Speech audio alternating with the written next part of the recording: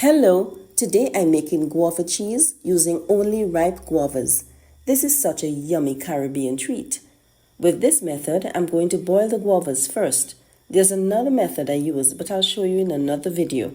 I washed the guavas, cut off the flowers and discarded them, sliced the guavas, and then added them to a pot of water.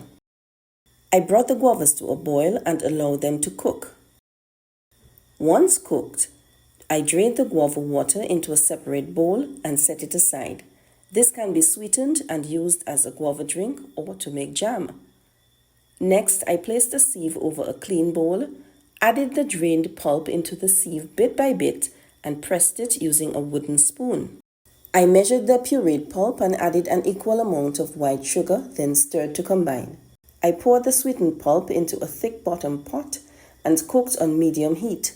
I continuously stirred the pulp with a wooden spoon as it cooked until it started to bubble. The guava pulp eventually left the sides of the pot, and I stirred for a few minutes longer until I felt it thickened a bit. If you don't like it as thick, then skip this bit.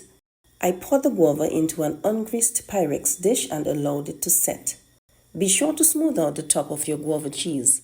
This time I was so excited to indulge that I did not take the time to evenly smooth the top.